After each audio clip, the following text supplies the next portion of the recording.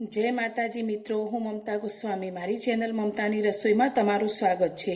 मित्रों, अत्यारे बजार में लीली द्राक्ष खूब ज सारा प्रमाण में मळी रही है।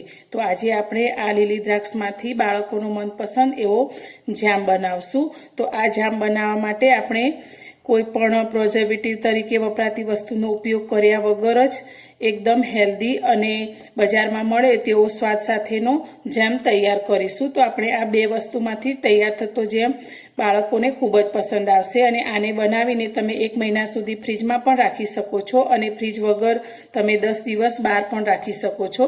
तो अत्यारे जाम बनाववा माटे मैं 250 ग्राम जेटली लीली द्राक्ष लीधी छे। तो मित्रों, तमने मारी आ रेसिपी पसंद आवे तो विडियो ने लाइक, शेर और सब्सक्राइब करवानुं बिल्कुल भूलता नहीं और विडियो ने स्कीप कर्या वगर पूरो जोजो। तो अत्यारे मैं आ द्राक्ष लई लीधी छे। तो द्राक्ष आपणे जाम बनाववा माटे आ रीतनी थोड़ी वधारे पाकेली होय तेवी ज पसंद करवानी। बहु वधारे लीली द्राक्ष हशे तो ते खाटी हशे अने आ द्राक्ष आपणे खावामां थोड़ी मीठासवाળી होय छे। अत्यारे आपणे आ रीतनो मोटो मिक्सर जार लईशुं अने आपणे जे द्राक्ष लीधी छे ते जारनी अंदर एड करी दईशुं। हवे आने आपणे एकदम सरस रीते पीसी अने तेनो रस तैयार करवानो छे।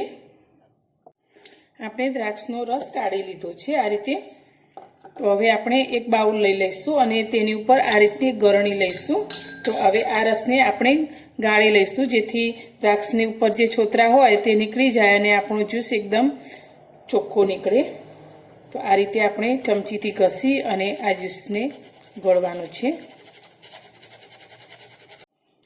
द्राक्षना रसने आपणे गाળી लीधो छे। तो तमे जोई शको छो आटलो आपणो आ छोतरानो भाग निकळ्यो छे। तो हवे आने आपणे साइडमां करी दईशुं।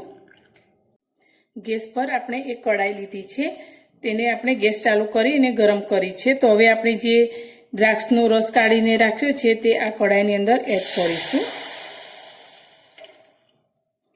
तेमां 1 चमची जेटલું पाणी रेड़ी अने आ रीते हलावीने अंदर लई लईशुं। हवे आपणे आ रसने एक उभरो आवे त्यां सुधी गरम थवा देवानो छे। तो गैसनी फ्लेम अत्यारे आपणे थोड़ी हाई राखीशुं अने आ रसने उभरो आवे ते रीते गरम करीशुं। आपणो आ रस सारी रीते उकळवा लागे छे। तो अत्यारे मैं अर्धी वाटकी खांड लीधी छे ते आ रसनी अंदर एड करीशुं अने गैसनी फ्लेम आपणे मीडियम टू स्लो करी दईशुं अने आपणी खांड ओगळे त्यां सुधी आ रसने आ रीते हलावशुं।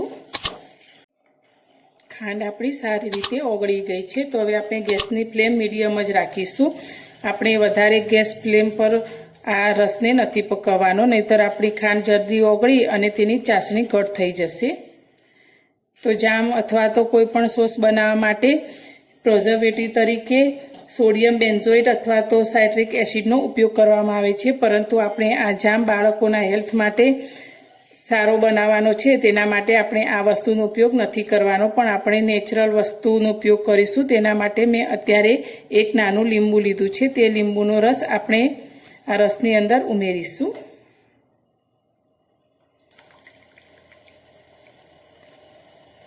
આનાથી આપણો જામ લાંબો સમય સુધી સારો રહેશે। બરાબર મિક્સ કરી લઈશું। હવે બજારમાં જે જામ મળે છે તેનો કલર એકદમ સરસ દ્રાક્ષનો જામ હોય એટલે લીલો જ કલર હોય। તો આપણે આ જામને કલર આપવા માટે મેં અત્યારે લીલો ફૂડ કલર લીધો છે। જે ચપટી કલરમાં મેં થોડું પાણી રેડીને આ રીતે મિક્સ કરી લીધો છે તે આપણે અંદર લઈશું। આ લીલો કલર આપણે પાલકના પાનમાંથી ઘરે તૈયાર કરી શકીએ છીએ। હવે આને આપણે જ્યાં સુધી ઘટ ન થાય ત્યાં સુધી આ રીતે જ હલાવતા રહીશું। તો કેટલા સમય સુધી પકાવવું તે હું તમને આગળ જણાવીશ।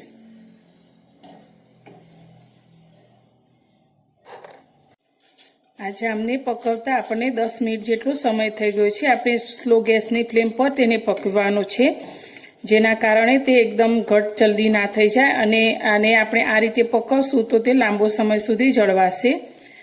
तो आपणो आ जाम घट थवा लाग्यो छे। तो हवे आपणे तेने चेक करीशुं। तो आ रीते आपणे थोड़ुंक आंगળી ઉપર मिश्रण लईशुं અને આ રીતે જોઈશું। તો આ રીતે તાર થવા લાગે એટલે આપણું આ જામ બનીને તૈયાર છે. તો હવે આપણે ગેસની ફ્લેમ બંધ કરી દઈશું.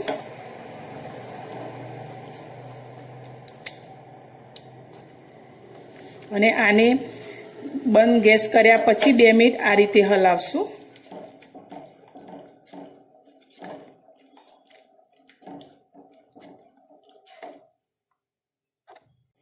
બનાવેલા જામને આપણે એક બાઉલની અંદર કાઢી લઈશું.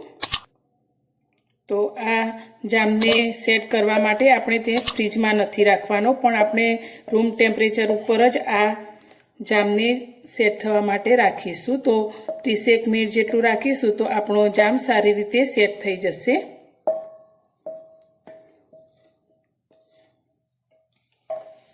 તો આ જ રીતે તેને આપણે ઠંડો થવા દઈશું. મિત્રો, આપણો બનાવેલો જામ તૈયાર છે. તો તમે જોઈ શકો છો એકદમ સરસ આપણો આ જામ બનીને તૈયાર છે.